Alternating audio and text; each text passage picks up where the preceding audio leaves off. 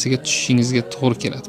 U maydonda esa ular sizdan ancha tajribaliroq va hech qachon pastkash insondan yordam olmang.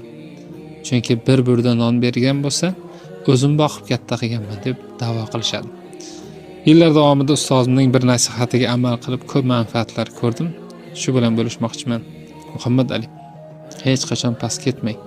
Arzimas narsalarni deb odamlar bilan tortishmang.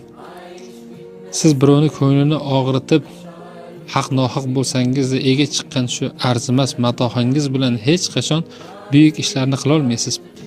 Lekin saqlab qolgan himmatingiz va vijdoningiz oldidagi yorug' yuzingiz bilan buyuk maqsadlarni amalga oshirasiz. Men o'ylayman, erkak kishiga yarashmaydigan eng yomon sifatlardan biri bu mayda gaplik.